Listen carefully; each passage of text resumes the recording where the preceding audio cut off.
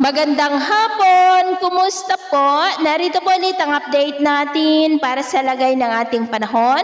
Ngayong hapon po ng November 4, 2025. Sa ngayon po ay dalawang bagyo na ang ating binabantayan, ang bagyong Tino at ang bagyo sa labas ng PAR na nasa layo po ngayon ng 1,750 km east ng Surigao del Sur na consistent pa rin ang pinapakita na banta po yan sa ating bansa lalo na sa Luzon at posible rin niya na maging super typhoon na banta po dito sa Northern Luzon by next week. Pero paalala lamang po na marami pa ang mga biglaang pagbabago lalo na at nasa malayo pa ang bagyo. Samantala ang bagyong Tino ay nananalasan na po ngayon dyan po sa may Cuyo Island, Palawan at Western Visayas habang nasa south of Cuyo Island. At mamayang madaling araw or by midnight ay maglandfall na po sa northern part ng Palawan at bukas ng umaga nasa West Philippine Sea na at bukas pa ng gabi makakalabas po sa Philippine Area of Responsibility. Sa ngayon po ay bahagyang humina ang bagyong Tino at taglay ang lakas ng hangin na umaabot po sa 130 km per hour at bugso na 180 km per hour. Sa ngayon ay nakataas pa rin ang tropical cyclone wind signal number 4 sa may Cuyo Islands, the central and southern portions ng Antique, sa may Patnongon, Sibalom, Valderrama, Hamtic, San Jose, Bigasong, Aniniway, San Remigio, Belison, Tobias, Fournier, Lawan-an, the central and southern portions ng Iloilo, sa may Calinog, New Lucena, Maasin, Oton, Pavia, Dueñas, Barotac, Nuevo, Gimbal, Iloilo City, Tigbuan, Alinaw, maging po sa may San Miguel, Leon, Mina, Santa Barbara, Leganes, Dingle,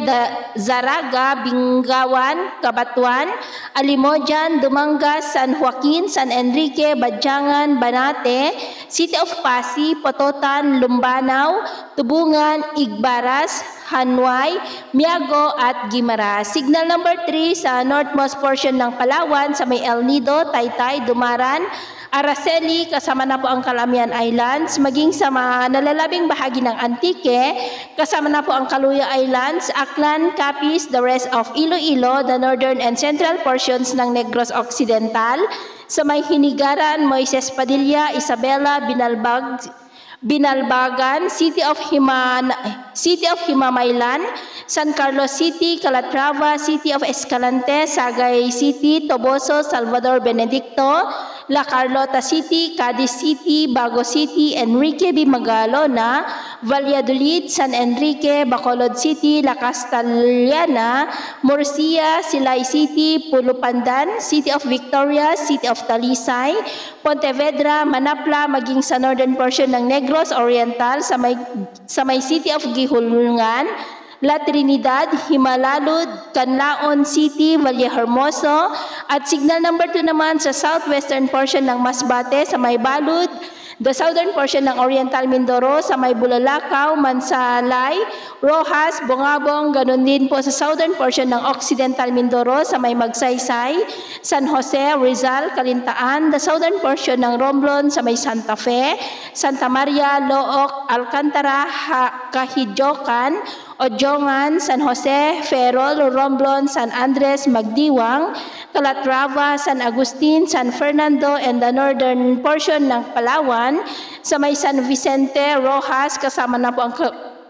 ang Cagayan Silio Islands, maging sa may Cebu, kasama na ang Bantayan Islands, and the northwestern portion ng Bohol, sa may Antiquera, Tagbilaran City, Maribojoc, Loon, Dayus, Tubigon, Panglao, Clarin, Calape, Cortes, San Isidro, Inbanga, the central portion ng Negros Oriental, sa may Tayasan, Manjuyut, Bai City, Mabinay, Bindoy, Ayungon, City of Tanjay, Pamplona, Amlan, San Jose, City of Bayawan, Basay, and the rest of Negros Occidental. At signal number 1 naman, sa southern portion ng Quezon, sa may San Francisco, San Andres, the southern portion ng Marinduque, sa may Torrijos, Buenavista, Gasan, Boac, at sa nalalabing bahagi ng Oriental Mindoro, the northern and central portions ng Occidental Mindoro, sa may Sablayan, Santa Cruz, Abra de Ilog, Mamburao, Paluan, and the rest of Romblon, and the southern portion ng Albay sa may Pio Duran,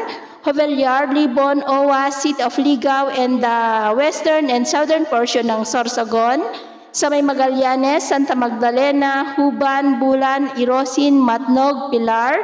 Donsol, Castilla, and the rest of Masbate, kasama na po ang Burias and Ticao Islands, and the central portion ng Palawan. Sa may Puerto Princesa City, maging sa western portion ng Northern Samar,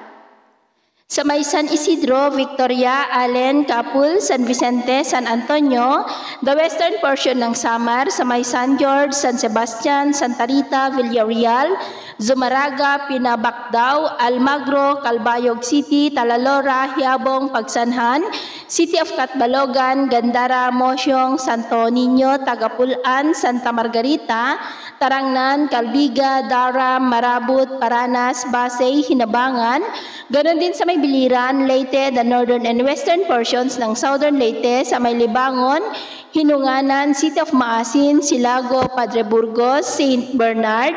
Malitnog, Bontoc, Tomas, Opus, Macrohan, Limasawa, Sogod, ganon din po sa nalalabing bahagi pa ng Bohol, the rest of Negros Oriental, and Siquijor. At sa nalalabing bahagi po nating bansa ay nakakaranas pa rin ng maulap na kalangitan with isolated rains, kaya mag-ingat po tayo sa mga banta ng mga pagbaha at pagguho ng lupa. At sa atin naman pong mga baybayin, iwasan na muna natin ang papalaot sa buong kanlurang baybayin ng Luzon, maging pa sa silangang baybayin ng Luzon at extreme northern Luzon seaboard dahil ang mga alon po ay posibleng aabot hanggang sa 2.5